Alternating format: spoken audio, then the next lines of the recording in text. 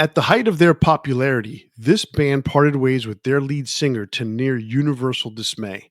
2 years later, they returned with a new singer and a new album.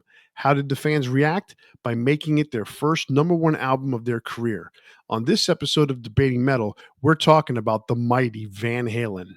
Van Halen's history is a story of two bands, both of which had an undeniable energy and had a massive impact on the world of music. Whether you're a fan of the original lineup with David Lee Roth's electric showmanship and edge, or the Sammy Hagar led version's energy and musical range, or you find yourselves like us who love both eras, Van Halen was a truly legendary band. For one of my favorite bands, we're doing one of my favorite types of episode, Van Halen's Worst to First. And stick around to the end where we'll give you our big four Van Halen David Lee Roth songs. So sit back, relax, and let the debate begin.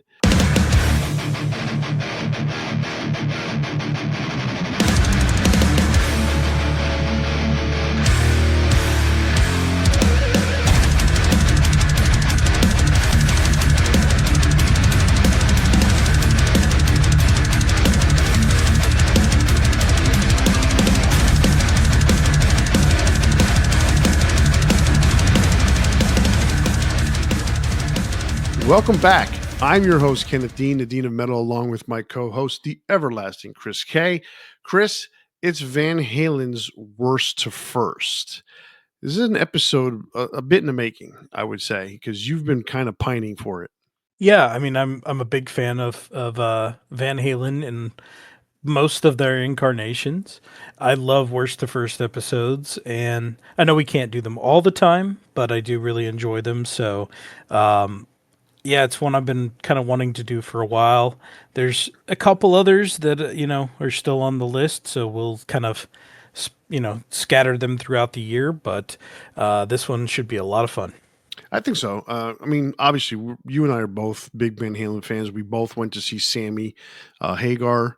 Gosh, shit, was that 2 years ago now, or a year and a half ago? In a minute, yeah. Yes, like September of 24, something like that. So that was great, and I remember you really enjoyed yourself with some of the songs that Sammy chose to play that night.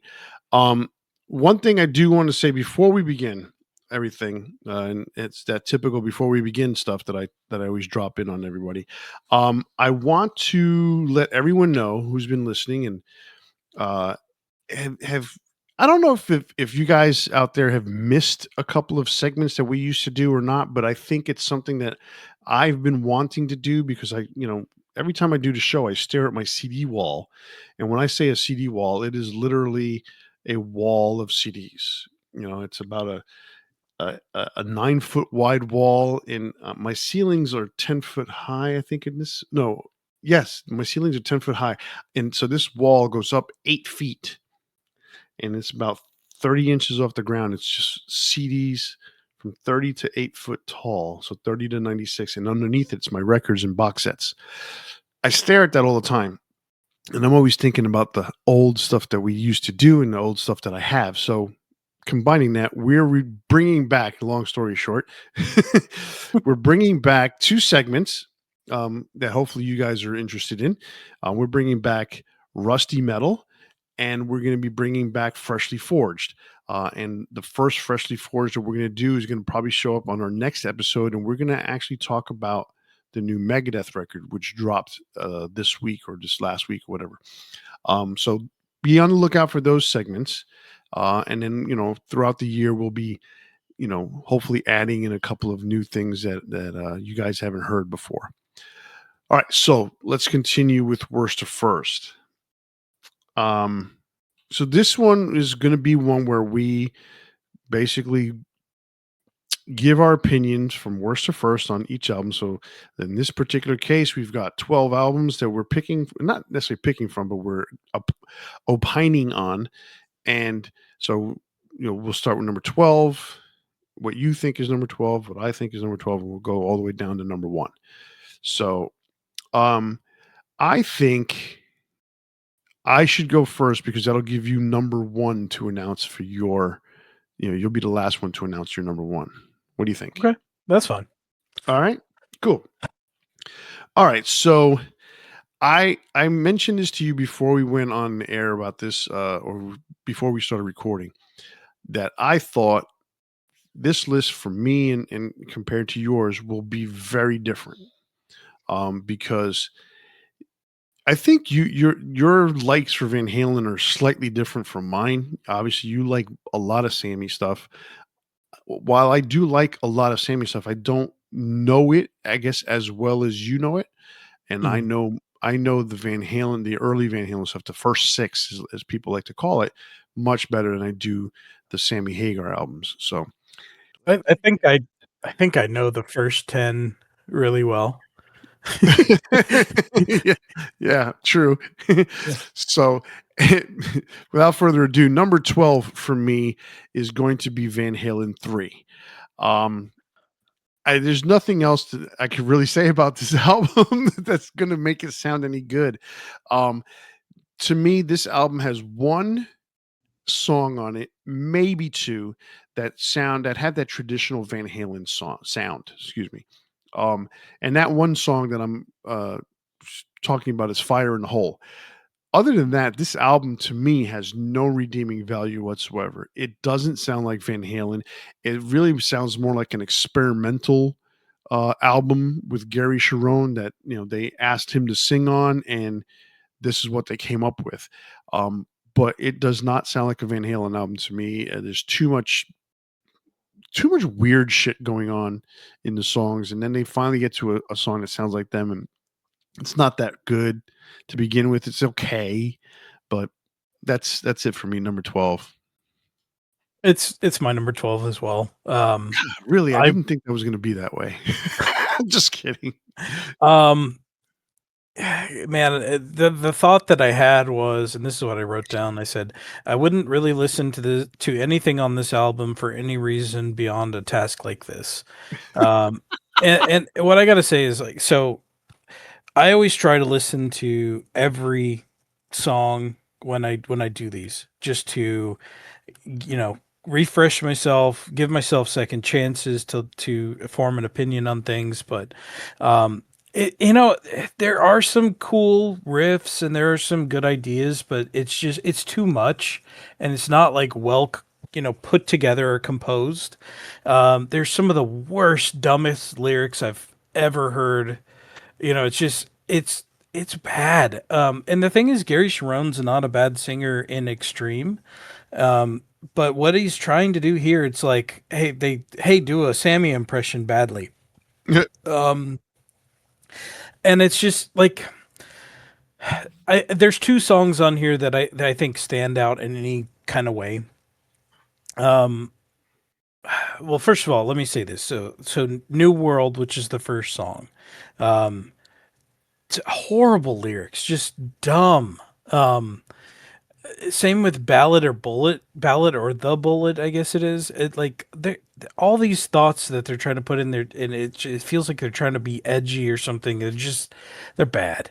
Fire in the Hole is the one song that I kind of decently like. It's just like if this was sung by Sammy, maybe it would be one that I'd be more interested in, but as a whole, it's not very good. And then How Many Say I is interesting because Eddie's singing on it, but it doesn't make it good. It's just interesting, right? So I would say this is pretty awful in their category. I mean, there's tons of videos. We're not the only people that have ever said this. That being said, I try not to be somebody who just like blindly agrees with the crowd.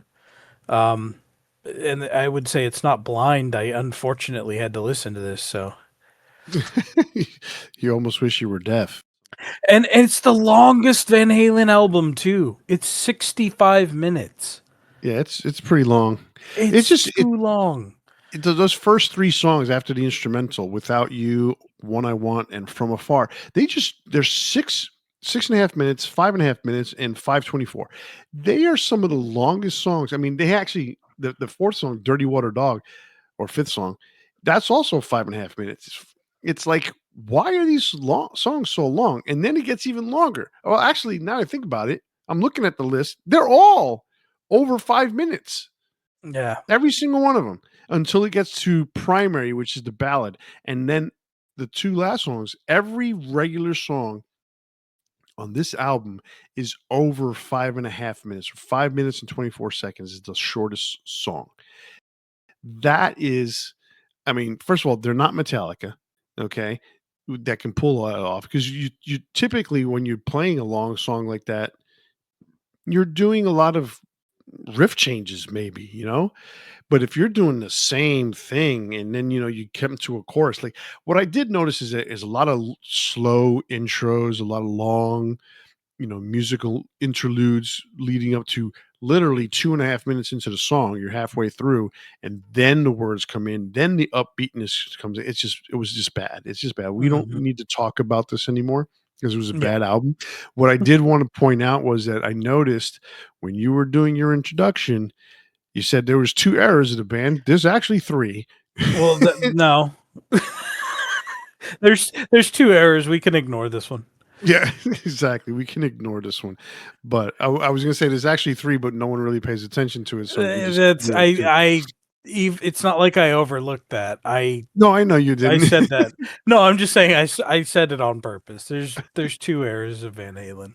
I mean, I would say 95% of the fans out there don't really remember this album whatsoever. Pretty much. And you know what? If you like it, that's fun for you.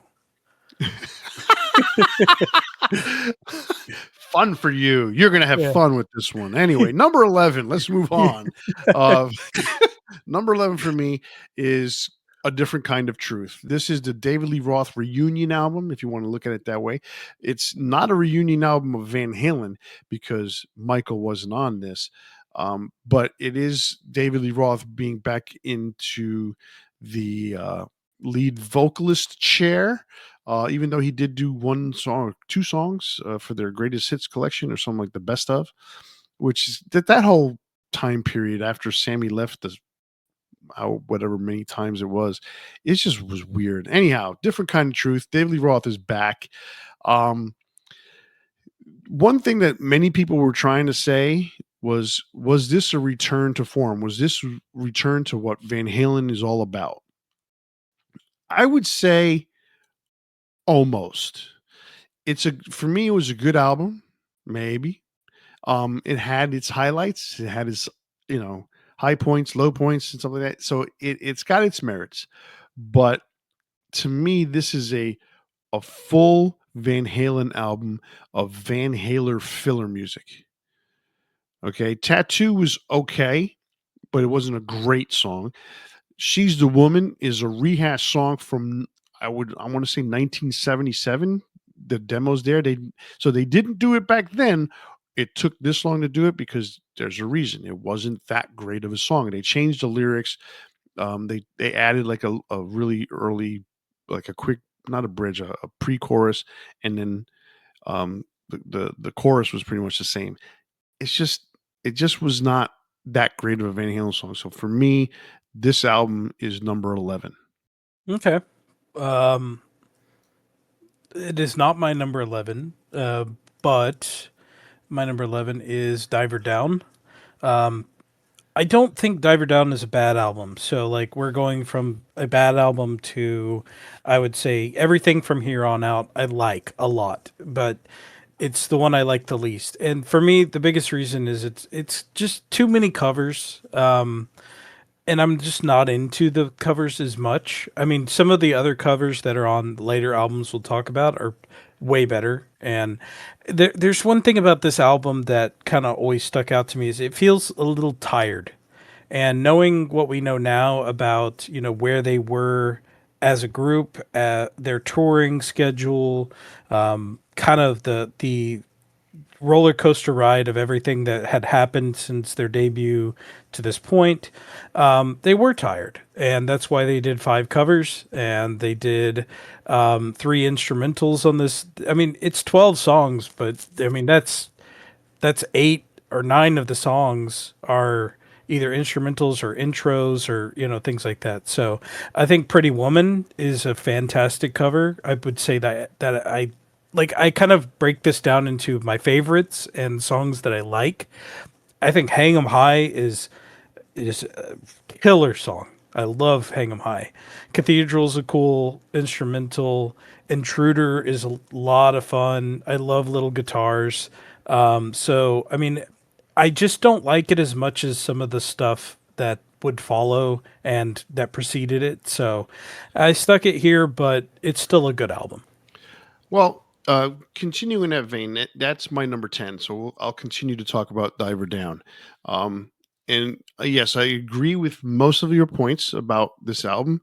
Yes, there's 12 tracks listed, three are instrumentals, two of which are song intros. So one's a completely uh, standalone instrumental. Um, so you got nine songs remaining, and five of them are cover songs. So literally, four full length songs are the originals, and that's less than half, obviously. And you don't want to count the instrumentals because they like other than I think it's Cathedral. Other than Cathedral, that's the other ones are intros to this, the songs that go right after them. Hmm. Little guitars. There's a little guitar intro, and then there's Intruder, which is the intro to Pretty Woman. Even though that's a they wrote that song themselves, and then they tacked it on to the front of or to the back, yeah, the front of Pretty Woman. Not, that all being said, okay, I am a covers guy. I like covers. So you know, when bands like Metallica release an album called Garage Inc., and it's just all covers, it's cool. I like those, but at the same time, you've got to be good at it. Now, Van Halen, one of the best cover bands out there. I mean, Oh, for sure. Metallica, one of the best cover bands out there.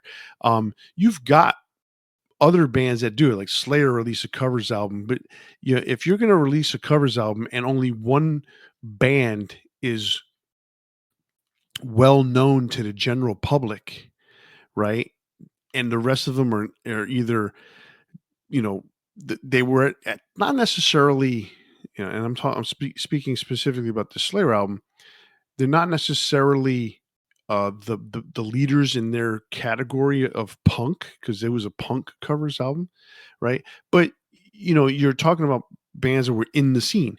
That's great, but you can't expect this to be, or they couldn't have expected it at that time to be this big uh album that was going to basically draw more attention to them. I mean, to me, in fact, it was just kind of like a throwaway. Maybe it was something that they owed the record label. I don't know, but anyway, It kind of was. I listened to a bit of a story about how this album came about, and it was basically the label said you have to go back into the studio and record, like that's part of your agreement, and they were tired. Like they had just gotten finished with a tour, they just put out four stellar albums, and they were just tired. So that's why they ended up putting so many covers on it because they just didn't have the energy at that point to throw out another full album.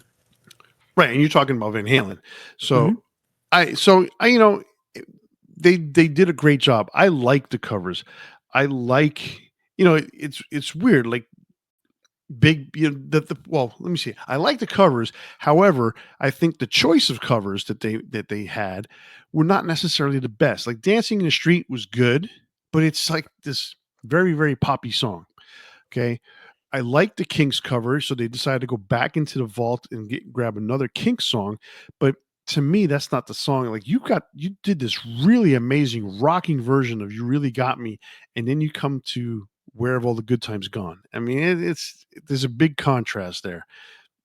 And then you've got the Roy Orbison cover, which stellar. That is a stellar version. It is a classic rock radio staple to this day.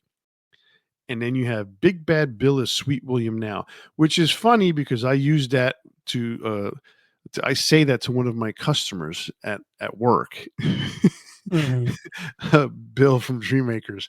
Um, I every time I see him, I'm like, oh look, it's Big Bad Bill, but you're Sweet William now, right? And then I don't know if anybody gets it, but that's what I say. And then Happy Trails, and Happy Trails is cool, but that's kind of just them having fun in the studio, And yeah, it's you know. it's kind of a nothing. Right. So Little Guitars, great song. Hang 'em High, great song. So this is my number 10 album. I definitely think it's better than A Different Kind of Truth, even though it's a lot of covers. Overall, to me, the quality is better than A Different Kind of Truth. So that's my number 10. What's yours? My number 10 Oh, is a different kind of truth. hold on a second. I'm gonna stick this in there. I said, and the last thing I'm gonna say about this about Diver Down is that it had a cameo appearance by Jean Van Halen, the brother's father, who played clarinet on Big Yes. Bad Bill. And what's funny about that is they just told him to just play whatever, and it's not perfect. And I think that's kind of what works for it too. It's got that Van Halen feel, even though it's a clarinet part. So it's very cool. So my number 10 is a different kind of truth. So I mostly agree with what you said, but it's weird. I really enjoy the album as a whole, and I like listening to it kind of from beginning to end. I think it does recapture some of that energy from early Van Halen, but yeah, it's not perfect by any means. It is a bunch of leftover tracks and reworked stuff, and it's cool that Wolfgang and his dad got to put an album out together. So it is special in a lot of ways. There's nothing. Again, it's weird because there's nothing I really love except for I would say "She's the Woman." I really love that song. I think it's great.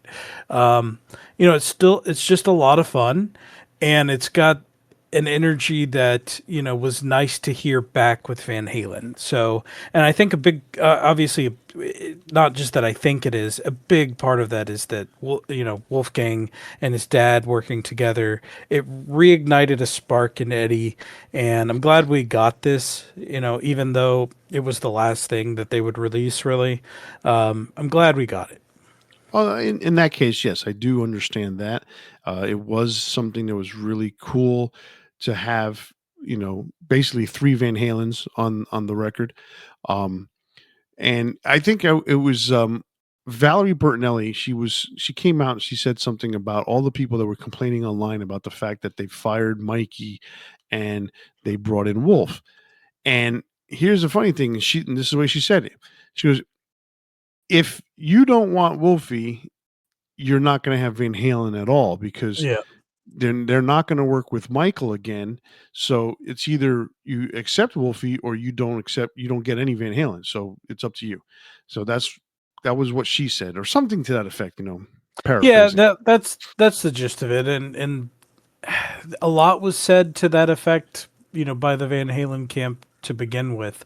Um, like Eddie at one point said something along the lines of, "I wouldn't have done this album if it wasn't with my son." So, um, you know, I it's a shame what happened with Michael, but that being said, um, I don't know. The more we do this show, and the more I learn about the music industry and just people in general, like sometimes things just don't work, and the relationships don't work, and I'm not really justifying it or saying that it's you should agree that it's the right thing that should be done, but I think just people are so much more complicated than we even give everybody credit for. So I'm just gonna enjoy the music.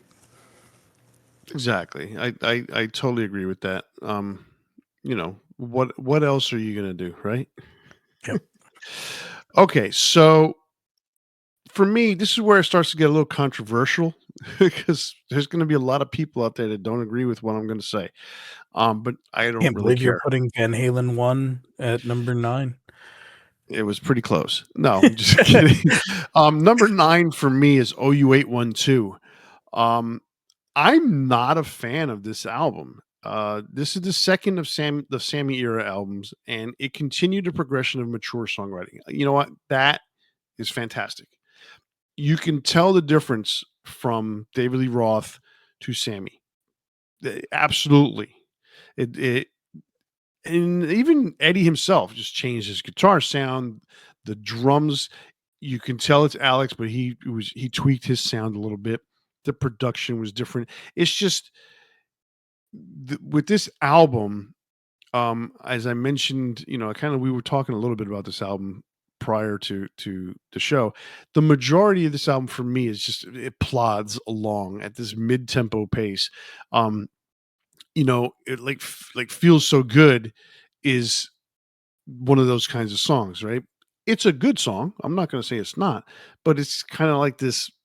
It's not to me this really super upbeat song, even though it talks about being, feeling good, you know. But then you got slower songs that just kind of, to me, drag it down, but they don't really go like it's not dragging down sort of like the stuff that's on Van Halen 3. Oh my God, no. But at the same time, I like so many more albums better than this one. I mean, I do like uh When It's Love. It's that to me, When It's Love carried this album. Okay. Sucker and a Three Piece and Mine Oh Mine are probably the fastest songs in the album, except you throw in Source of Infection. Source of Infection to me sounds like a jam. That to me, that's what that was. It was just let's go play, let's go in there and jam. They recorded it. Oh, okay, cool. That's a song. Okay, and to me, there was not a lot of thought into it. That's great if that's what you want to do, right? But to me, as a whole, the album to me drags. Like you have this really bright and almost a like you've won the World Series or the Super Bowl or something. This very climactic kind of powerful album in 5150, and then you come and you follow it up with OU812, and it's like quiet and it's simple and it's very very clean. It just never did it for me. I'm like, I used to look at the album, I'm like, oh yeah, it's a good album, and then I'm like, is it really? Is it to me like do these like am I going to put on Cabo Wabo as a party song? It's okay, but it's still mid tempo. It's very slow to mid tempo. You know, that's the way I feel about it, and no one's changing my mind. Okay, that's it. Fair enough. So my number 9 is Balance. There's a here's the thing. There's a lot of stuff I do really. I say a lot. There's a good amount of stuff I do like on Balance, and I like it a lot. So, the songs "Can't Stop Loving You," "Don't Tell Me What Love Can Do," and "Not Enough" I think are absolutely great. Seventh Seal's pretty fun. Like I think I like it's a you know it's such a kind of a somber album in a lot of ways, and it doesn't have that energy that the early Sammy stuff had, right? Or even close to the energy that the David Lee Roth stuff had. So it is. I always feel like when I listen to this album, like Van Halen aged like 20 years when this album came out, because you're coming off of For All Unlawful Carnal Knowledge, and that album is more mature, but it still has a lot of energy and still feels exciting. But Balance kind of feels like somebody nearing the end of their life or something. It's kind of weird. So, and maybe that's reflective of where the band was, because there was a lot of stuff where they weren't, you know, in the same energy that they had and same connection as they weren't having fun in the same way. So, I really do like it. Um, but I kind of think of it as a band at the end. So, um, it's just not. It's not one that I end up going back to a lot, but I do go back to those few songs on a semi-regular basis. So number 8 for me is Balance. So I'll continue with the opinion about this album. This album to me is a lot better than a lot of people give it credit for, including myself. But it still ranks where it ranks because there's so much more stuff that Van Halen did that's better. Um, I agree with you. You got songs like um, Jesus Christ. You have songs like Seventh Seal, which are pretty cool. Amsterdam's cool, not enough. Um, you've got Can't Stop Loving You, which is probably the happiest of all the songs on the album, right? And that's it kind of closer to the traditional Van Halen style as far as the Sammy era is concerned, right? But there's I agree with you. There's this dark undertone on this whole album, between the twin boys on the front that are stuck together, and just some of the lyrics that go throughout the album. Then you have the song "Don't Tell Me What Love Can Do," which is it's almost like a religious song.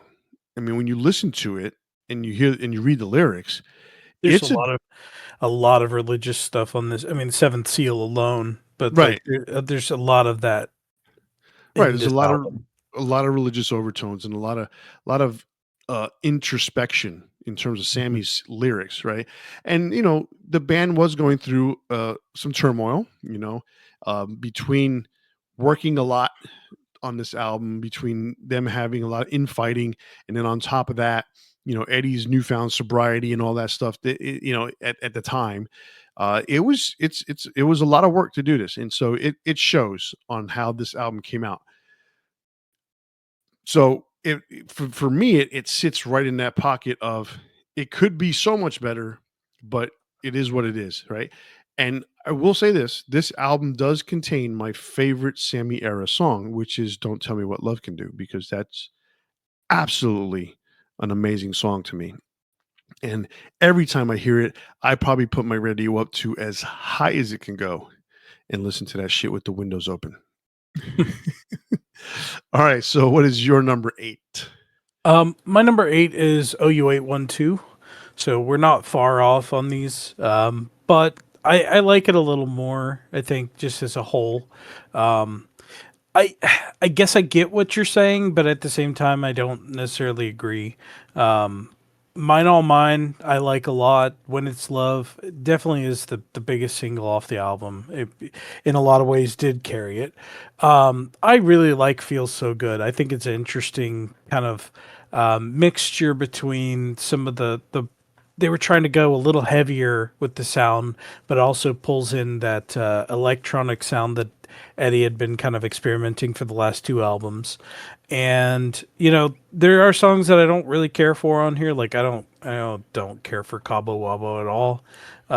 Black and Blue, I can take or leave, but I like AFU, Naturally Wired, Source of Infection. Yeah, you said it's kind of a jam, but I really like the jam. Finish What You Started is a lot of fun to me. It's just it is a little bit lower tempo, and for a long time I was very hard on this album because it's not 5150, which I really love that album, and I'll go over it later, obviously. But I felt like in some places the lyrics are kind of weak. Um, but there's for me there's a lot, especially on every pretty much every album that I'm gonna or mention next. I always feel like there's a really good underrated deep track, and for me it feels so good. A little better than Balance, but um, I think as a whole it's a better album because it's easier to listen to as a whole. There's a lot of stuff on Balance that I end up just skipping through. So Man, I get that. And the one thing I was going to say about that the word I was looking for with 5150 was triumphant. That's the ah feel that you get with 5150, and then you have to wait the time that you wait to get to OU812 because it took 2 years to get there, and it was like it's for me even back then when I got it. I mean, I remember I rushed out to go get that album. I was like, "Oh, new Van Halen, right?" And they had the single Black and Blue, I think was the first single. And I'm like, "Oh, this isn't bad, right?" Hoping that there's more stuff to it. And I liked it when it first came out, but like when you start for me digging into it more and more, I'm like, how come this song isn't, as upbeat and up tempo as the previous yeah. album, kind of. So I was like, maybe I don't like it as much as I did. But anyway, so that's the way that worked out for me.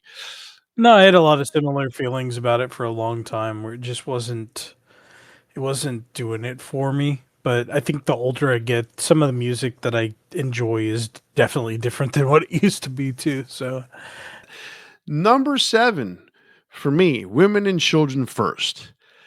So here we go with more controversy. Because I can tell you right now, there's people out there that say, how can you put this number 7? The first 6 are the best albums. Well, not necessarily. Not in my opinion, at least. Women and Children First was like an anomaly for me because I never really listened to the whole thing as a whole album when I was younger. Never. I don't know why. And it had nothing to do with like, like with me and Blind Melon never getting past the first 3 songs and had no idea that No Rain was on the album. Um it's just one of those things where yes, there's uh and the Cradle Will Rock and Everybody Wants Some. Those are the first 2 songs. And I never got past them, not because I didn't want to, I just never did. The third song in the album is you know is Fools, and I think what happens with Fools is that it's got that slow quiet build of an intro that it literally drags the whole album to a crawl, and I'm like, okay, the song is good, but it coming off of Everybody Wants Them, it's such a bombastic kind of song, and then you just like, well, what happened? So that's it kind of killed it for me, and I just never I would skip the needle and go back to the beginning and stuff like that. So it wasn't for years. I mean, I'm talking years that I did not know Romeo Delight was a famous song. Like I didn't even know it existed. Right? I had heard I had seen the title and didn't know what the song was. So one day I'm watching the Us Festival video from Van Halen, doing their, getting paid $1 million for a festival that lost 12 million. And they opened up the show with Romeo Delight. And I'm like, wow, that's a cool song, man. What song is that? What album is that off of? I had no idea. And I sound like an idiot, but yeah, I get it. But then I learned, oh shit, this is Romeo Delight. Now, mind you, I knew about, Loss of Control, and I knew about Take Your Whiskey Home. I knew about In a Simple Rhyme, but for some reason, Romeo Delight never on my radar. So, uh, yeah, there's that. okay. Number 7 is Women and Children First for me. What's yours? My number 7 is Fair Warning. Um, for me, like it's funny because it has some of my absolute favorite Van Halen songs on it. That being said, there's, I mean, back to back 3 songs I just don't care about. Dirty Movies, Sinner Swing, and Hear About It Later. Sinner Swing is the best of those 3, but I don't care for those songs that much. Not a big fan of Push Comes to Shove, but Mean Street's absolutely awesome. Unchained is one of my favorites. So This Is Love is pretty good. Sunday Afternoon in the Park and One Foot Out the Door I adore. I think One Foot Out the Door is that killer deep track on this album too. But it's just like I skip half the album, so it's just like other albums I can listen to front to back, and I love in that vein. Especially like the first 3 Van Halen albums, I think are all front to backers. My opinion's a little different on Women and Children First than yours. But like I said, it has some of my absolute favorite Van Halen songs on it. It's just to me as a whole, as an album, I don't like it as much. Huh, interesting. That's definitely not my number 6. So I've got Fair Warning a little bit higher. I'm going to talk about that later. Okay. Um, so for me, number 6 is For Unlawful Carnal Knowledge, otherwise known as fuck. I love saying that word, fuck. So, for Unlawful Carnal Knowledge, and you got to say it very carefully because otherwise you just sound like you're mumbling. Um, I think is a really good album, and I'll put it this way. So here's something. When the album first came out, they released a CD single or a single in general. I bought the CD single for Pound Cake. So that was the first video. That was the first single, um, and the CD single came with an interview as one of the B sides on the back with Van Halen. And they, at the beginning of the interview, they introduced themselves. Hi, I'm Eddie Van Halen. I'm David Lee. Not David Lee. Shit. I'm Eddie Van Halen. I'm Alex Van Halen. Michael Anthony. I'm Sammy Hagar. And I used that. And I took the clip and I used it on my answering machine. So it would literally was, someone would call my house, all right, and then they get the beep, right, and then or not get the beep, the machine would answer, and it would say, "Hi, I'm Eddie Van Halen. Hi, I'm Alex Van Halen. I'm Michael Anthony. I'm Sammy Hagar." And I go, and I'm Dean, right? Or no, it would be it was me and my ex-wife, so I'm not going to say her name. So I'm Dean, and you could leave a message after the beep, right? And so that was the I used it, and people would come up to me and go, "Is that do you really know them?" And I'm like, "No, I don't." I'm glad it fooled you. So, That's um, something that would not fool anyone today, but no, well, I mean, especially especially but like stuff like yeah. that back then, man, you could get away with. Oh, yeah, yeah.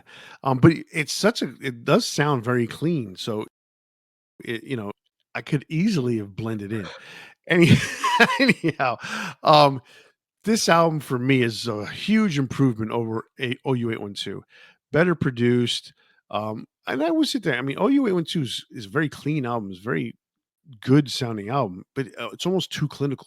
It's almost too clean, But the Fuck album sounds really good, and the band sounds really happy, and they sound really.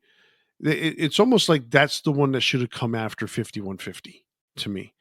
Um, and if you think about it, like the way it went down, where Balance was this dark album, it almost seems as though if it would have been 5150, Fuck, then OU812, and then Balance, it probably flows better.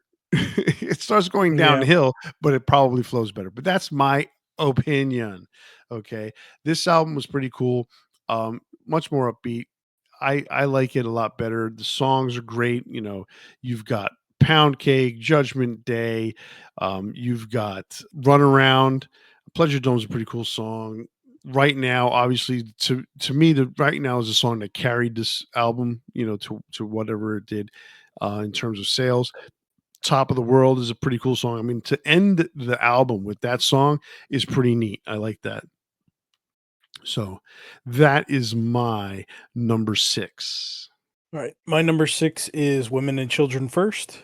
Um, I'm a little more positive on this one than you are, but I think I always got past track 3. So, I I can mean, tell you, I have no idea why. It's really, I didn't. It just never did. it happens, man. So I pretty much every song on this one I feel is like a front to back album. You know, and the Cradle Will Rock is such a cool opener. Everybody Wants Some is awesome. Fools. I love Fools. I think that is an awesome song. Romeo Delight is great. Tor Tor is a cool intro to Loss of Control. I love Loss of Control. Take Your Whiskey Home is probably the weakest on here to me because I totally understand why people love it, but it's I'm just not as much of a blues kind of guy. But Could This Be Magic is kind of the same way. Maybe the both of them kind of sit together with me, but in the context of the album, I think it's great. And then In a Simple Rhyme slash Growth, which is the hidden track on there, I think is another just awesome closer. And it's just one of those kind of like deep tracks that I think is underrated as well. So I think it's great. For me, it was like a kind of a toss up between my number five and number six. I think I could kind of slot either one in those two positions, but the four I have on the top, I think, are at the absolute best. So when I get to five, we'll talk about that. I look, I'm not trying to take away from women and children first. Um, I think you are. I think you're trying no, to take away from the women and the children. those first. So, um, no, like I said, to me, it's a very good album. I'm not saying it's not. I mean, I have it. I have the vinyl. I have the CD. I have the remastered CD. It's definitely a one of the big six in as far as their first six albums, but it was one of those for me personally. I never like if I'm gonna come and do um what are your worst to first on the first six Van Halen albums? That's number six. Fair enough. Okay. So that's the way I look at it that way. All right. So we're moving up to Number album five. number five. And here's where it gets really crazy. Man, people are gonna hate me after that. I want to see comments, man. I want to see. I'm you know what? I'm gonna social media the shit out of this episode because I want to hear comments. We got to That's another thing we need to get back into is posting social media shit so that we can, um, so that we can get more listeners and viewers and all that crap. So All that shit. all that shit, all that fucking shit. Anyway, 1984 is my number five album. Um, there's not a lot that can be said about this album. It's not there's nothing negative for me. Um, Obviously, it has Jump, which was the first Van Halen album to have keyboards on it. It has Hot for Teacher. It has Panama. It has um, just these songs that are so good, but at the same time, there's other albums with better songs. I'm just gonna put it that way. That's the way I feel about it. Okay. Top Jimmy, good song. Drop Dead Legs, it's a very plodding song, but it's one of those that it's almost like a headbanger. I'll Wait, House. I mean, it's a good album. Don't get me wrong. But it's my number five because there's four ones better. There's four other ones that are better, in my opinion. I don't know what else to say. I mean, Jump is a great song. I said that. Panama, man, love that song. Love the video.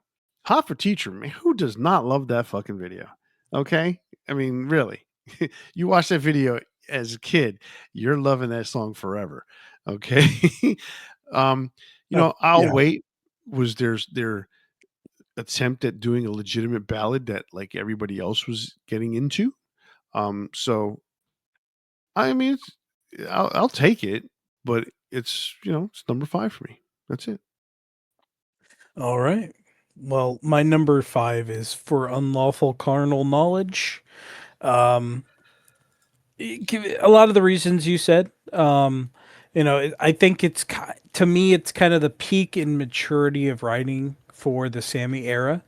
Um, it to me, it's a front to back album too. Like I really like every song. Pound Cake is such a cool opener. Judgment Day is up there for me. Um, Run Around, I've always really liked. Man on a Mission, Right Now, and Top of the World. I remember hearing Top of the World it was like at the what do you call that NFL Hall of Fame induction ceremony one year, and it was like even years and years after this album came out, they were still using it, and you still hear it from time to time on the radio and stuff. So, yeah, it's a really good album, and it's not my favorite Sammy era album. I think you can figure that out just by subtraction. But I think it's a really solid album as a whole, and it's the one I kind of mentioned before where I feel like some days I would put Women and Children above this one, um, but today I kind of felt like I like this one a little more. So, um, We'll see how I feel next week.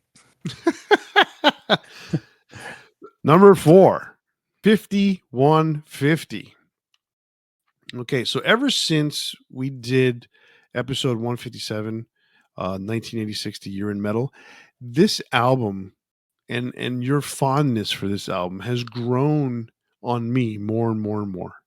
Um, I really do enjoy this album, and I probably enjoy it more because of your um like and or your admiration for this album. I mean, I've liked it since the beginning. Good enough is a great song. Why can't this be love? Get up. I mean, that album is a front to backer. Okay, dreams, summer nights, best of both worlds.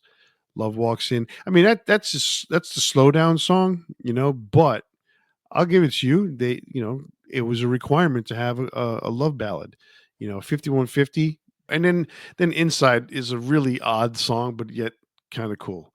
So it's a really good album. So I hold it in high regard. You probably hold it in a little bit higher regard than I do, but I still hold it pretty high. It's number 4. So there you go.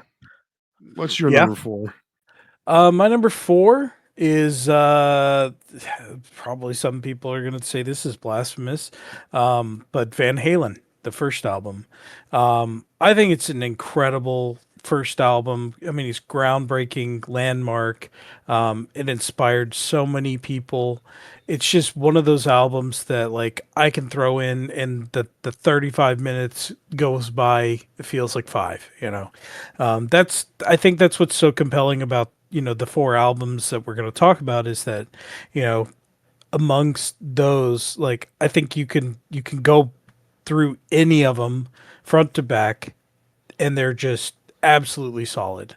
You know, man, it's like I can pick any time to listen to Running with the Devil, Eruption, You Really Got Me, Ain't Talking About Love, and Atomic Punk and On Fire. And I will pick those out and any day and just feel like I want to listen to them.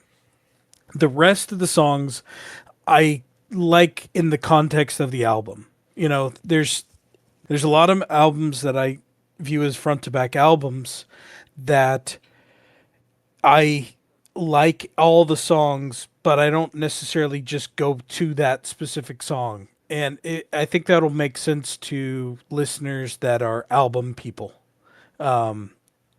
There's a difference today with listening to music where it's singles, it's all about, whatever hit song there is. And I'm not that guy, I'm an album guy. And the album as a whole is just absolutely incredible. But that being said, I think the other three are more incredible, at least to my ears. So there's no fault to this. I think if you're talking, in ratings of like how many points out of 10, I think 10 over 10 or even higher albums. So what's weird is that that's my number 3 album. Yeah, my number Oh. 3. So we're going to continue to talk about it, and I agree with you. Everything that you said, I completely agree. I mean, front to back, no problem. The crazy thing about this album is, right, it's very, very eclectic, and eclectic in the sense of you have this band that, at the time in 1978 when this album came out, this is not just, what they call metal. You know, this wasn't Black Sabbath, even though they basically put Black Sabbath out of business um, later the next year. Um, but you think of it, you got Running with the Devil, you have this bass thing that just crunches right in front of you. I mean, the production of this album is amazing, you know, and you have this slow burning kind of song with Running with the Devil, but then you hear these great harmonies and this crazy sounding guitar, very short.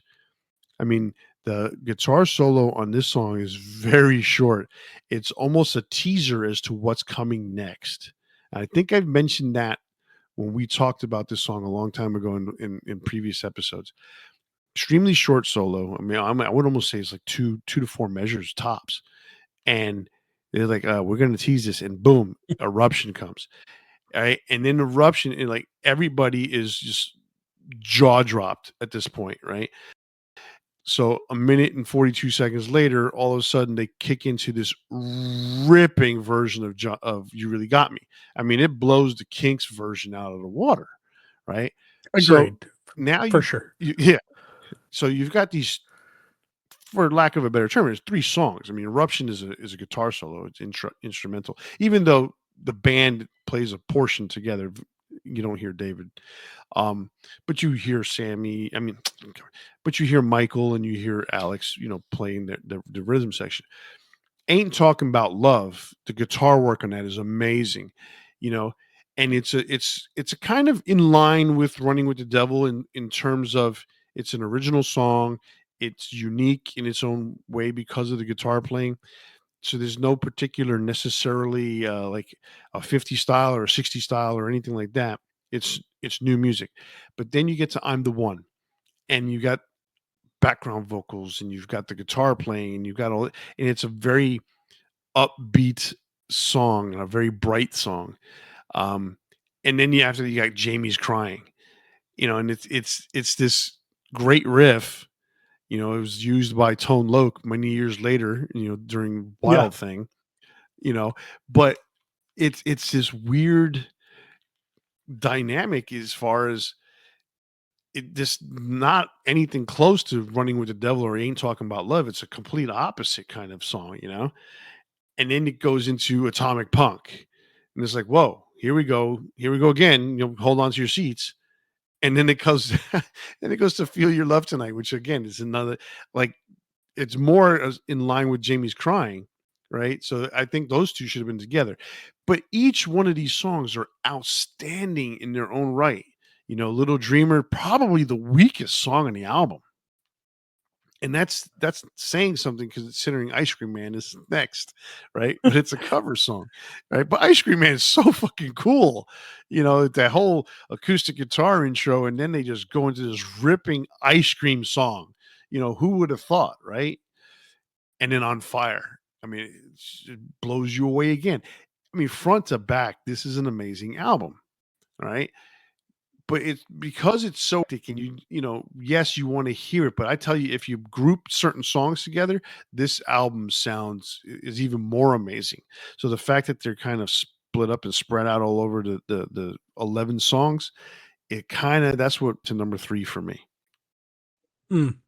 It's I like the track order. Maybe that's just because that's what it's always been. Um, Exactly. but yeah, no, I kind of get what you're saying. Um, I almost think if you didn't put them in the order they're in, it almost becomes like not balanced. But I'd have to really think about that too. Let's All right. redo the order like they did on Balance. uh, no Yeah. pun intended. All those years later. Anyway, you're number 3. My number three is Van Halen 2. I like it more than the first album. I think for me, the weakest song is the opener, which is You're No Good. That being said, I still like it a lot. It's just, it's interesting to me too. Like you have two albums in a row that the first note you hear is Michael Anthony, which is kind of cool. And then Dance the Night Away. It was one that I didn't like when I was a kid, but it really grew on me, and I like it a lot now. Somebody Get Me a Doctor's awesome. Bottoms Up, Out of Love Again is great. Light Up the Sky is the highlight of the album for me. Spanish Fly, such a cool little musical interlude between DOA, which I think is great too. Women in Love, I've always been a big fan of, and then Beautiful Girls is such an awesome closer. So this is another front to back, but even more so than the first album. I know this is like some of the leftovers they had from the first album, but the leftovers are awesome. Kind of like Iron Maiden with Iron Maiden and Killers, where it's a lot of the leftover tracks from the previous stuff that they put together, including demos. But it's awesome too. So it really works, and I love the production. It only slightly edges out the first album for me because like I think both are just absolutely killer. But it's just it does something more for me too. I like what you have to say, but I have more to say later. So my number 2 is Fair Warning. And I couldn't agree less with you on how you feel about Fair Warning than I do right now. Okay. The fact that you said that Dirty Movies, Sinner Swing, and Hear About It Later, you could just like take it or leave it kind of thing, it hurt my soul. It really did. It hurt, especially when you said Hear About It Later. So, in my defense for this, right? If you grew up around the MTV era, Van Halen, or at the beginning of MTV, put it that way, okay, they played 3 Van Halen songs all the time.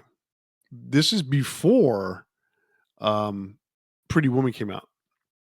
They played Sinner Swing no, yeah, they played they no, I'm sorry, they did not play that. They played Hear About It Later, Unchained, and So This Is Love. All 3 were from a live concert. I would love if Van Halen would put that video out because it's a full concert. It is absolutely a full concert. Maybe it's out there and I never noticed, but it was a concert video. They put those 3 songs from the same show, and that's how I learned about those 3 songs. And one of the songs was Hear About It Later. I liked that song just from that because I liked the fact that it had that slow, quiet picking intro, and then it just kind of builds.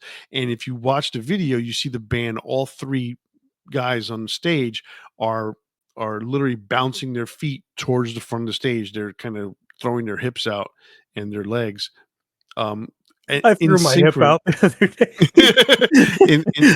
They're in sync, all jumping to the front of the stage. And so that was just one of those songs. I'm like, oh, this is really cool. And then of course Unchained was just outstanding. So This Is Love, with that bass line by Michael, is just amazing. So when I picked up the album and the first song I heard was Mean Street, I'll tell you this, Mean Street did not hit me right away. Mean Street hit me much, much, much later. But love that song. The one song on this whole album that I could take it or leave it is Dirty Movies. Sinner's Swing, I used to have to hide that song because I didn't want, anybody in my immediate family, hearing me listen to a song that says, "She looks so fucking good, so sexy and so fine." I was afraid that someone was gonna take the tape away from me. So, uh, I I didn't get listen it. to it very loud. I totally get, like the context is always different too. Like you listened to it when it came out, and me as somebody that got into Van Halen, much later, it just had a different impact on me. Like I think Center Swing is a pretty cool song. I don't I never go out of my way to listen to it unless it's in the context of the album. And the thing is, like, I go from Mean Street and then I hear Dirty Movies, which I don't like as a song, to be honest. I'm not big on that song at all. So And then it's like I want to get to Unchained, I because know. Unchained is so awesome. So that's kind of part of the problem. Like I maybe haven't given Sinner Swing and Hear About It Later a fair shake, just because I dislike Dirty Movies so much, and then I want to get to Unchained. So it's just it's one of those circumstances too. No, I totally get that. Now, here's the crazy thing about this album. So I do like Sunday Afternoon in the Park, that instrumental, and One Foot Out the Door is amazing. Sunday Afternoon in the Park is a very odd song. It's just Hmm. this noisy bum, bum, bum, bum, bum. It's just this weird song. Back in 1990, I want to say 1991. I was editing a video for my music business school. It was a video that I had to do to graduate from this school, and I was tasked with making this video, putting the credits into the video, and the credits when I went through the whole thing lasted about 2 minutes. So I said, I need a song that's 2 minutes long, instrumental. Go. right? And so people were like, and I was like, fuck this shit. I'm gonna do this by myself. I literally went in there on a Saturday by myself and edited this whole thing because if doing it as a group project wasn't gonna work. So Been there. I went in, yeah, right. So, so have my kids. So I'm literally scouring through my mind what can possibly be instrumental in 2 minutes long. Because guess what? In 1992 or 91, there weren't computers around that I could just go, oh, let me go look. There wasn't, a phone that had all my music on it. So that didn't exist at all. I didn't have uh uh I didn't have a Walkman. I had a Walkman, but I didn't have a an iPod that had all my music at the ready. So I had to know these things, and so I'm literally scouring my brain trying to figure out what song is 2 minutes long and an instrumental. And so I knew Van Halen had some instrumentals, so I said, "Let me see what they have," and pulled out all the records and some of the CDs that I still had, or not still had, some of the CDs I had that I didn't have the full collection, so I don't know which ones I had at the time, but I think I had this one, and I listened to it perfect because it faded and faded. Well, it didn't fade out. I made it fade out because I couldn't let it go right into one foot out the door because it cuts off. So I had to fade it out. And I hit it perfect. And I was like, this is amazing. So it worked. So that's why I like that song. You got little stories about all the different reasons why you enjoy things. That song helped me finish my project. What's funny is there. So when I was in college, I went to school for animation, and I found that I didn't want to be in that industry. But it's funny, like when I was doing a project where I had to animate a fairy tale, an unknown fairy tale, to an instrumental track, and it could be anything because it wasn't being published or anything. It was just for school, and so I had trouble, finding anything. And I in a similar process, I had, a time frame that I needed it to do the animation, etc. And I picked a song off of a recently released Haunted album, and I actually grew to hate that song so much because trying to I mean, if you know anything about animation, it's all about timing and keyframing, and everything has to match to the music as well as, what you're doing, with vocal tracks, etc. So you're scanning back and forth, you're going, 3 seconds forward, 3 seconds back, back and forth to make sure that all of your animations match what you're seeing there. And because it was essentially a music video, as well as a story being told, everything had to match. And I listened to it so much in that short amount of time. It was like 2 weeks of animating this project that I grew to hate the song so much that I can't even go back and listen to that album really. And it's a shame because I really liked it at the time. So it's funny how like stories will, sometimes it's the opposite effect. Like you really love it because it worked really well, but like when you're that intensely sitting with something for so long, sometimes it almost has the opposite effect. Oh, absolutely. I get what you mean because I've kind of had that experience, but for me, I have to like not listen to that song for a long time, Yeah. and then eventually I can go back to listen to it. But a very similar story with 1984, that instrumental. I used that when I was in college to to do a commercial for when I was in broadcasting school. I got into the broadcasting program after I switched from architecture, and one of the first projects I had to do a 1 minute commercial, and so I was big into audio. So I had I remember the commercials for Techniques, and they had it was the advertisement they had was Techniques, the science of sound. So I remember listening to 1984, and I'm like, you know what, this is kind of sci-fi sounding to some degree, and I used that intro. The song itself is only 1 minute and 7 seconds, and I was able to fade in and fade out enough that when I got to the end of the science of sound, techniques, science of sound, I was able to get like this little wobble from the song and then fade out from there. It was perfect timing. So I know how those things are. I know exactly what you're talking about when it comes to timing. Although I didn't do it for a music video, but obviously it's the same thing. You're hoping for certain things to hit at the right time, and you got to make sure you push it here and push it there, or cut here, cut there. Mhm. All right. So yeah, we've both lived that life to some degree. All right, so we're up to number 2 for you. All right, so my number 2 is probably gonna simple, and I say that 5150 is my number 2. Um, Love this album. I'm a massive fan of it. It is the first Van Halen album that really got into. Part of that was I got into Live Without a Net, and that's if you're not familiar with it, it was a video. Um, I happen to have a VHS copy and a DVD copy, which I still have the DVD copy to this day. And it was so awesome. Like it was such a fun live video, and it's based around the 5150 tour.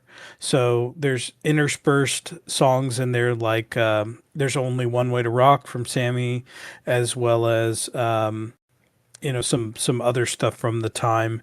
And I think they played "I Can't Drive 55," but it was awesome, right? So I saw that, and then I got into the album 5150 from there.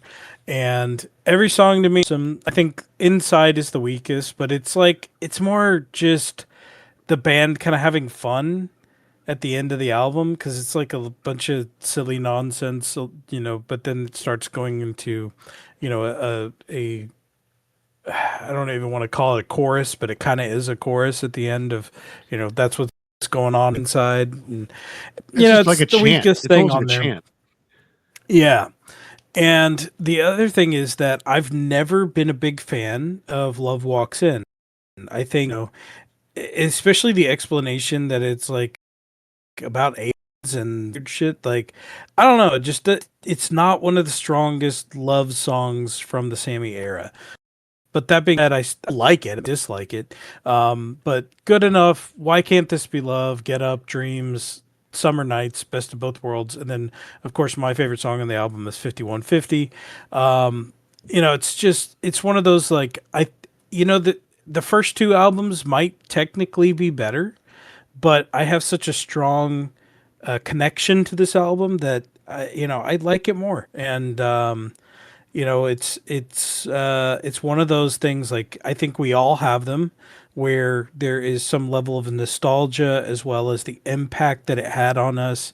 And I can imagine, like, that first album that you listen to from a band may not be your favorite, but it still holds a place, special place in your heart.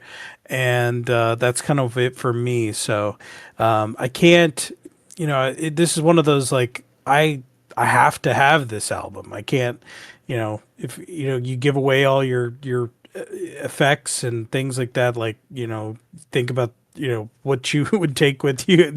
This album would be with it. So I get what you mean. Totally understand that. I mean, I have a lot of nostalgia for a lot of albums here. yeah, And yes, I have the VHS still for Live Without a Net, and I have the DVD still nice. for that. And the cool thing about that, so that was one of the reasons why the Sammy Hagar song "There's Only One Way to Rock," I think that version on that concert video, it to me is like the definitive version. Eddie Van Halen's soloing on that is Oh, it's so so good. good. It makes that song that much better. That's what I really liked about that. Agreed. Okay, so number 1, obviously, if you've counted down the albums, you've figured out what the number 1 album is, and for me, it's Van Halen 2. And just like what you were saying earlier about Van Halen 2, um, it's pretty amazing to me, and I've listened to this album. The crazy story, I bought this album thinking it was Van Halen 1, and the reason why I thought it was Van Halen 1 was I didn't know what the album covers looked like. I had no idea what any Van Halen album looked like at the time because I only knew Hear About It Later, Unchained, and So This Is Love. And I went out to go find a Van Halen record. And the first, I think the only thing in this particular record store that was near my house, they had Van Halen 2. And I looked at it and I see a big VH in the front. And you look at the top and it says Van Halen.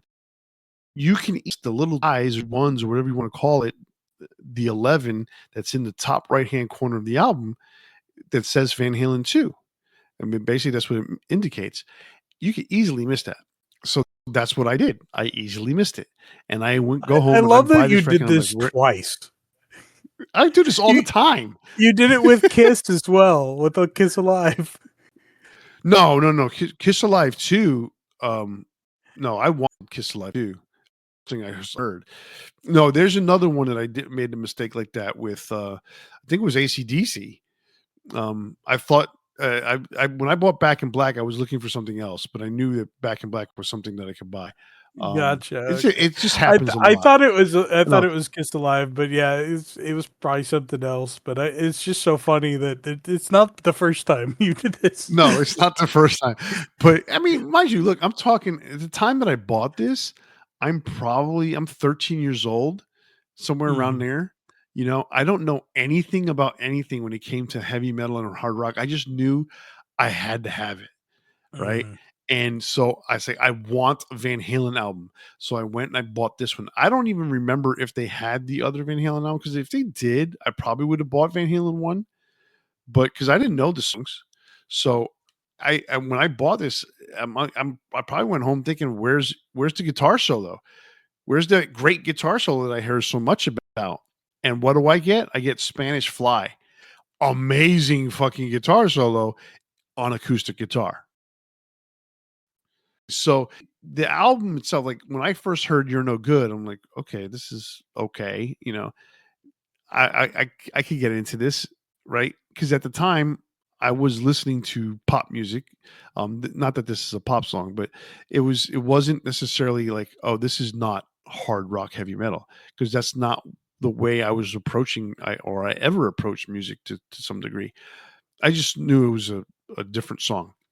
But then when you get to the end of that, and then you start hearing the cowbell the night away, and it's like, ah, okay, or not even cowbell. It's like the wood little thing that they have on that drummer that makes sound.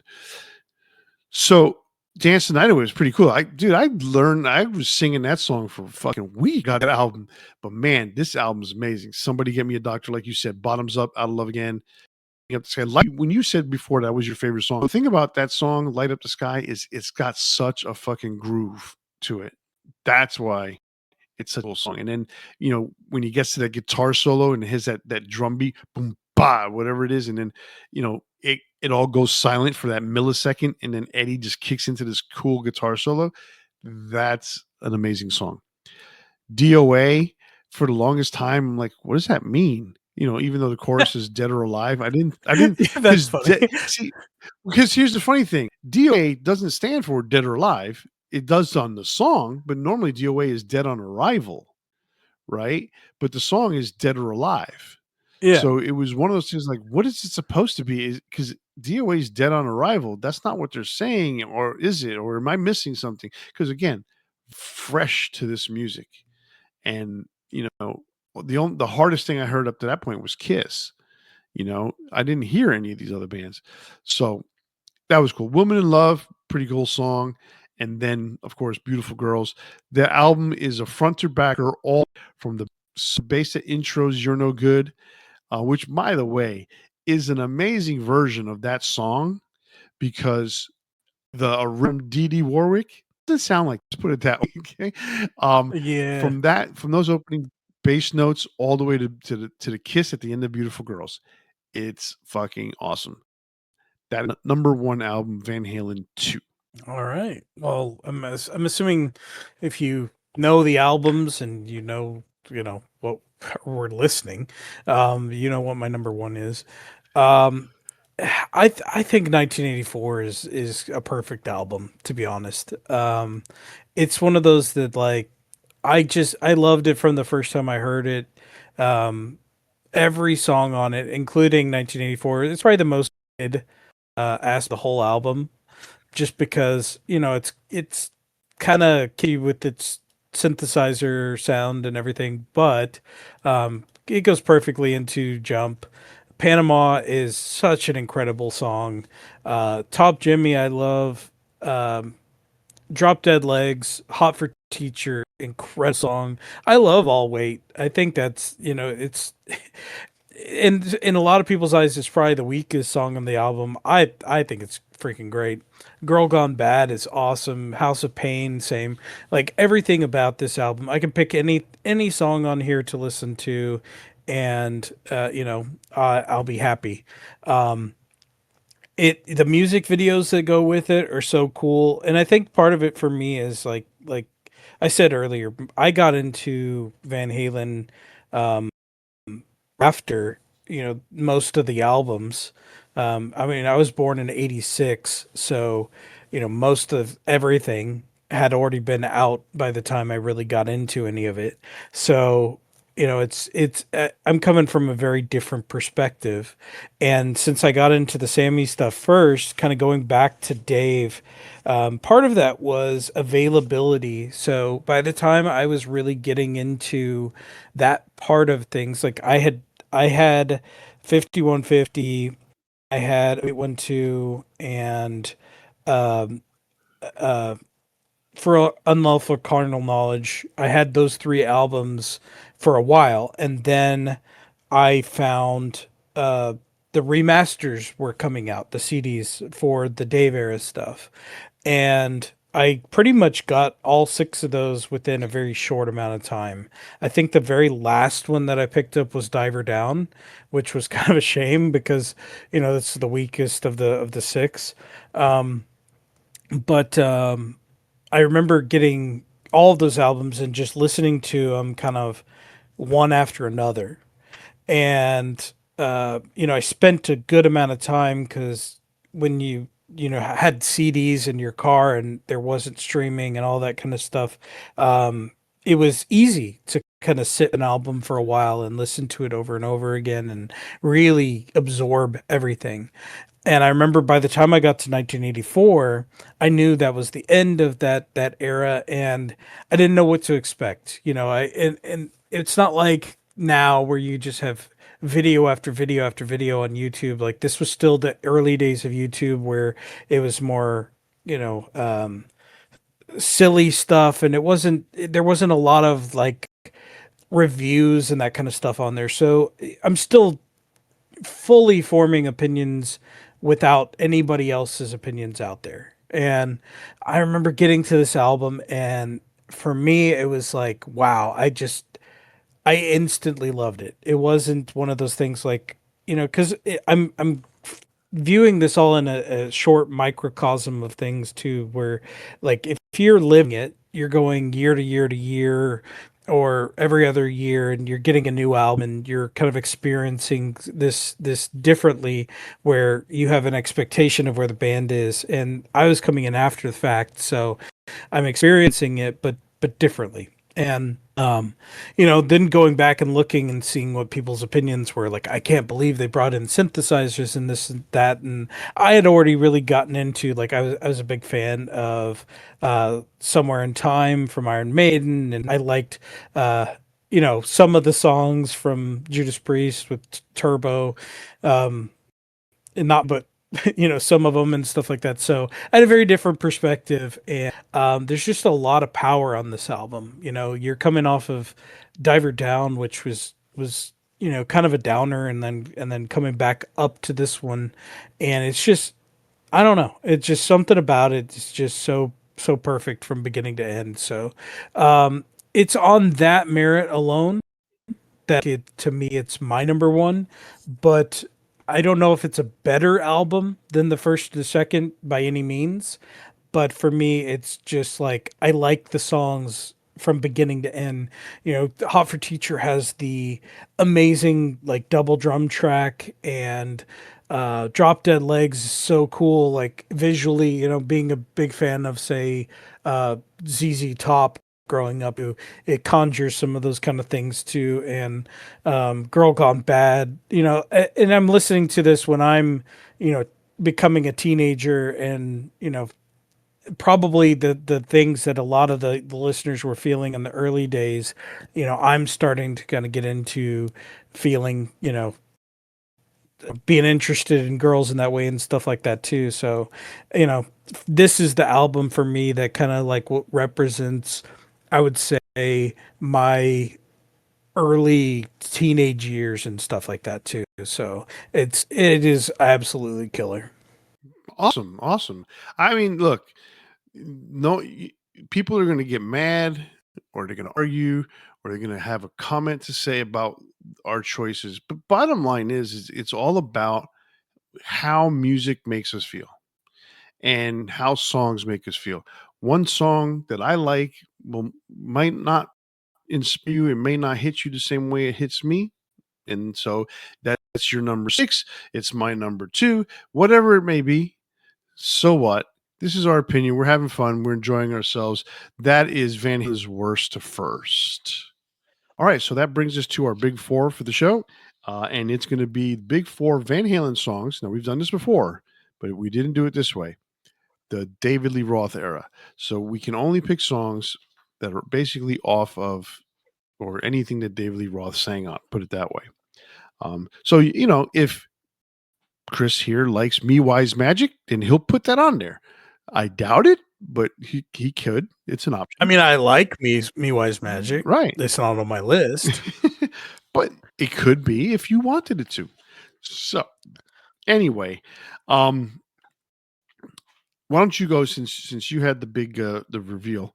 Why don't you go ahead and go first on the DLR songs? You know, it's one comment before we go into it for sure, but like, I think it's funny that we only had one album crossover.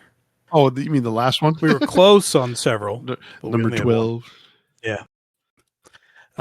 I'm listing it as number 13 since it was that bad. so, so anyway, It's not even a 12. It's so there's bad. not even a 12. Yeah. It shat itself all the way to 13. Yep. All right. So All right. my number 4 is Beautiful Girls. I just always, you know, vibed with that song. I think it was awesome. It's one that I just kind of always think of on a regular basis. Not on a regular basis, but you know, like when I want to I listen to mean, Van Halen, I you just think of beautiful girls on a regular I basis. I do that, but it's not like just like all the time in my head. But when I'm like I want to listen to Van Halen, that's up there and one of the top songs I want to listen to. My number 3 is Light Up the Sky. Love that song. It's just so killer. Um, just the energy behind it, and it's kind of heavy. Um, really fast paced, a lot of fun. My number 2 is Hot for Teacher. That's one song that I just kind of always go back to, and almost lived that, but not quite. It was like right after I graduated, I had one of one of my former teachers hit on me, give me her number when I was just graduated from high school. Nice. Will not say who that is, and I was of legal age, so it was not anything creepy. Well, maybe it was. I don't know. But Unchained is my number 1. Unchained is one of those songs, like I said, when I to Fair Warning, I always want to get to that track. It's just one of those ones that like it just always resonated with me. It's so fun. I love the studio joke in there. You know, it's one of those tracks that I think is just immortal, and I'll always go back and listen to. Awesome. I like your big four. We have zero crossover, and Oh wow. we only have one song in common. So yeah, that's the crossover, but there's nothing that even lines up. Yeah, I got you. So Yeah. that's what I meant to say. All right, so number 4 is Bottoms Up from Van Halen 2. Um, it's just, man, there's just so many things to like about any song on that album that it's almost like it's a pick 'em to some degree. So in that case, Bottoms Up for me was number 4. I love that song. I love the bass line. I love the whole about it. Super cool. Number 3 for me is DOA off of Van Halen 2 as well. Just that guitar intro at the beginning. Oh my god, it's just so good. Um, I love just the sound, the whole guitar sound that Eddie is just amazing in these first several albums. Number 2 for me is your number 1, Unchained. Love that song, that guitar sound. Again, he had such a killer tone. But when it comes to killer tones, to me, there's nothing that beats the guitar work and the guitar's tone of Mean Street off of Fair Warning, which is where Unchained is also off of. So there's a theme here. Two songs of a Fair Warning. Mean Street, my God, it's just an incredible song. The whole guitar intro at the beginning that Eddie's doing, when you see how he plays it, you're just like dumbfounded. And then to be able to do all those harmonics right before the end of the guitar solo, riff kicks in, it's just, he does it so fast, so effortlessly. And it's like, wow, how do you do that? It's amazing. Mhm. And just the lyrics, the attitude. I love the attitude behind Mean Street, and that's why that's my number 1 song. That's a good list as well. It's just, it's what's funny about it is, there's nothing from Van Halen, there's nothing from Women and Children, there's nothing from Diver, there's nothing from 1984. It's just, it's one of those weird things that it's probably is, and like it has to do with not nostalgia so much as the nostalgia that's inbred in me is what makes me continue to like these songs and put them at the top of any list that I have. So there you have it. Do you want to do a big four, Gary Sharon? No, I don't really. I don't think there's 4 songs that I don't have it. I don't think. I can't even make up 4 songs from that album to say, well, this is worth the shit, you know. All right, I'm with you. That is our big 4 Van Halen songs, David Lee Roth era.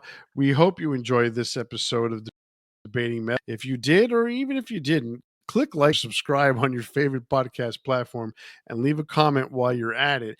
All negative comments will be banished to the forbidden forests of Norway into the rotting depths of black metal hell.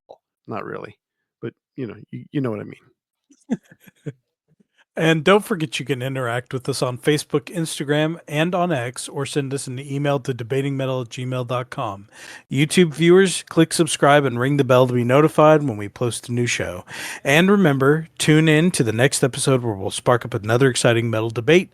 On behalf of Kenneth and myself, stay safe and always turn it up to 11. See ya.